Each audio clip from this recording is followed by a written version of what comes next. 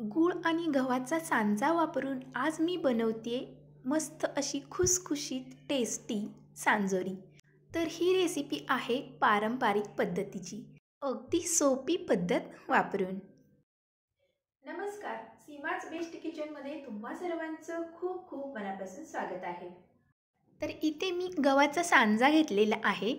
तर लापशी बनवतो आपण तोच सांजा आहे गव्हाचा. तर अशा प्रकारे हा सांजा आहे. तर सांजा नसेल तर तुम्ही गहू भाजून त्याचा सांजा बनवून मग ही सांजोरी बनवू शकता. तर आता आपण हा सांजा भाजून घेणार आहोत. तर इथे कढई छान गरम झालेली आहे. तर कढईमध्ये आता सांजा घातलेला आहे. तर इथे मी प्रमाण घेतलेलं आहे 1 वाटी. तर सांज्याचा थोडासा कलर चेंज झाला की आपण हा सांजा काढून घेणार आहोत. तर बघू शकता सांजा भाजत आलेला आहे.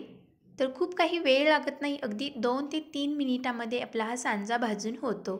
जर तुमच्याकडे हा सांजा नसेल तर तुम्ही गहू असतात ना, ते गहू भाजायचे आणि त्याचा सांजा रवाळ असा बनवायचा.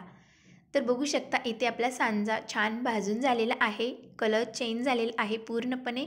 काढून थंड करायला ठेवूया. तर तोपर्यंत आपण इकडे गुळाचं पाणी करूया. तर 1 वाटी सांजा घेतलेला आहे. तर इथे मी 1 वाटी गूळ घालत आहे. थोडासा 1 वाटीला जास्त आहे आणि 1 वाटी इथे पाणी घातलेलं आहे. तर जेवढा तुम्हाला गूळ हवा आहे तेवढा तुम्ही घालू शकता, कारण की गोड कमी जास्त करू शकता. तर आता आपण गुळाला उकळी आणायची आहे आणि थोडासा असा चिकट आणि चिपचिपी पाक झाला पाहिजे, तशा पद्धतीने आपल्याला इथे पाक बनवायचा आहे. तर आता आपण या गुळाला उकळी आणूया. तर इथे उकळी आलेली आहे, गूळ मेल्ट होत आलेला आहे. तर थोडासा आपल्याला चिकट बनवायचा आहे, पातळसर पाक बनवायचा नाही. तर इथे मस्त अशी उकळी आलेली आहे. आता आपण चेक करूया. तर चिकट असा पाक तयार झालेला आहे का बघूया. तर बोटामध्ये आपण असा घेऊन चेक करणार आहोत. तर चिकट असा झालेला आहे. जसा आपण गुलाबजामुनसाठी बनवतो तशाच पद्धतीने इथे आपल्याला गुळाचा पाक बनवायचा आहे. तर पाक रेडी आहे. गॅसची फ्लेम बंद करूया. तर इकडे आपला सांजाही थंड झालेला आहे. तर हा सांजा आता आपण मिक्सरच्या भांड्यामध्ये घालून बारीक करून घेऊया. तर आपण एकदम फाईन पावडर बनवायची नाही, थोडीशी रवाळ पद्धतीने इथे पावडर बनवायची आहे. तर बघू शकता अशा पद्धतीने इथे मी गव्हाचा सांजा बारीक करून घेतलेला आहे. रवा असतो ना एकदम बारीक, तशा पद्धतीने इथे मी हा सांजा बारीक करून घेतलेला आहे. तर तुम्हाला मी जवळून दाखवते. तर अशा पद्धतीनेच हा सांजा बारीक करायचा आहे. तर आता आपण सर्व सांजा बारीक करून घेऊया. तर हा पूर्णपणे बारीक करून झाल्यानंतर सांजा आपण गुळाच्या पाण्यामध्ये भिजवणार आहोत. तर इथे आता मी भांडं घेतलेलं आहे. तर सर्व सांजा आपण इथे भांड्यामध्ये काढून घेऊया. आणि याच सांज्यामध्ये आपण आता गुळाचं पाणी गाळून घालणार आहोत. तर कचरा खडे वगैरे असतात गुळामध्ये, त्यामुळे गुळाचं पाणी गाळूनच घालावे. तर अशा पद्धतीने इथे मी सर्व पाणी गाळून घातलेलं आहे.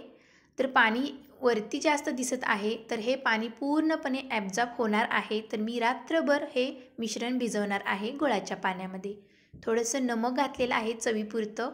तर आता हे मिश्रण आपण झाकून ठेवूया आणि रात्रभर मुरवत ठेवणार आहोत. तर रात्रभर मुरल्यामुळे मस्त असा सांजा भिजला जातो गुळाच्या पाण्यामध्ये आणि टेस्टी पण सांजोरी लागते. तर दुसऱ्या दिवशी आपण आता पाहणार आहोत. तर पूर्णपणे गुळाच्या पाण्याने सांजा ॲब्झॉर्ब झालेला आहे. पूर्णपणे गुळाचं पाणी शोषलेलं आहे सांज्याने, बघू शकता. तर आपण आता हे सर्व मिक्स करून घेऊया. तर मस्त असा सांजा मुरलेला आहे गुळाच्या पाण्यामध्ये. आणि अशा पद्धतीने जर तुम्ही रात्रभर भिजत घातला तर मऊसूत अगदी सांजोरी होते आणि भरपूर दिवस टिकते आणि टेस्टी पण लागते. तर असा मस्त पुरणाच्या उंड्यासारखा हा उंडा होतोय. तर आता आपण यामध्ये स्वादानुसार बडीशेपची पावडर घालणार आहोत आणि सुंठ पावडर. तर इथे सुंठ पावडर 1-1.5 चमचा घातलेली आहे आणि नंतर इथे इलायची पावडर घातलेली आहे अर्धा चमचा. तुम्ही या दोन्हीपैकी एकही घालू शकता. तर आता आपण हे सर्व मिक्स करून घेऊया. तर सुंठ पावडर आणि इलायची पावडरने खूप छान स्वाद येतो सांजोरीला. तर आता हे सर्व मिक्स करून झाल्यानंतर आपण कणिक मळणार आहोत सांजोरीची. तर तुम्हाला जर वेळ नसेल तर 5 ते 6 तास ही गुळाच्या पाण्यामध्ये सांजा भिजवून ठेवू शकता आणि सांजोरी बनवू शकता. पण जर वेळ असेल तर तुम्ही 1 दिवस किंवा 1 रात्रही सांजा गुळामध्ये भिजवून ठेवू शकता. तर थोडंसं मी तूप घालत आहे. तुपामुळे खूप छान स्वाद येतो सांजोरीच्या सारणला या. तर मिक्स करून घेऊया. जेवढा जास्त सांजा भिजेल तेवढी सांजोरी आपली एकदम खुसखुशीत आणि टेस्टी लागते. म्हणून सांजा शक्यतो 1 दिवस किंवा 1 रात्र भिजत ठेवा गुळाच्या पाण्यामध्ये. तर मस्त असं आहे सांजाचं मिश्रण छान तयार झालेलं आहे. तर आता आपण सांजोरीची कणिक मळून घेऊया. तर इथे मी 1 वाटी मोठी भरून मैदा घेतलेला आहे आणि 1 छोटीशी वाटी भरून गव्हाचं पीठ घेतलेलं आहे. तुम्ही इथे नुसतं गव्हाचं पीठही वापरू शकता किंवा नुसता मैदाही वापरू शकता किंवा अशा प्रकारेही घेऊ शकता दोन्हीही. तर चवीपुरतं मीठ घातलेलं आहे. नंतर इथे मी कडकडीत तेलाचं मोहन घालत आहे. तर 2 ते 3 चमचे इथे कडकडीत तेलाचं मोहन घातलेलं आहे. तेलाचं मोहन कडकडीत घातल्यामुळे सांजोरी खुसखुशीत होते, म्हणून आपण कडकडीत तेलाचं मोहन घातलेलं आहे. तर पूर्णपणे मिक्स करून झाल्यानंतर थोडं थोडं पाणी घालून आपण हे पीठ छान मळून घेणार आहोत. तर पीठ पहिल्यांदा थोडंसं घट्ट मळायचं आहे, कारण की हे पीठ आपण 1 ते 2 तास भिजत ठेवणार आहोत. तर तेल लावून घेऊया आणि एकसारखा गोळा करून घेऊया. आणि गोळा पूर्ण छान मळून झाल्यानंतर हे पीठ मी 1 ते 2 तासासाठी भिजत ठेवणार आहे. तेव्हाच आपली सांजोरी मस्त अशी खुसखुशीत आणि टेस्टी बनेल.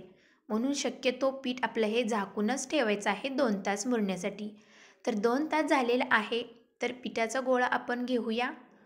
तर जेवढी तुम्हाला सांजोरी बनवायची आहे तेवढी तुम्ही कणिक घेऊ शकता. तर उंडा बनवूया आपण. जसा पुरणाचा उंडा बनवतो तशाच पद्धतीने आपण ही पारी बनवणार आहोत. तर मस्त अशी पारी झालेली आहे. तर आपण आता सांज्याचं सारण भरूया. तर थोडासा पिठाचा हात लावून भरायचं आहे, कारण की गूळ असल्यामुळे ते सारण चिकट लागते हाताला.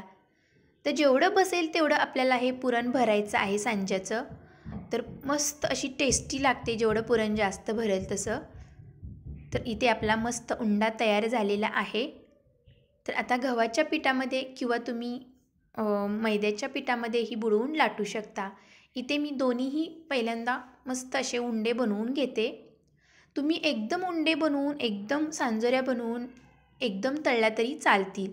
तुम्हाला जशा येतील तशा तुम्ही करू शकता. तर इथे आपले दोन्हीही उंडे मस्त तयार झालेले आहेत. तर आता आपण गव्हाच्या पिठामध्ये आपण मस्त अशी गुबगुबीत सांजोरी लाटून घेऊया.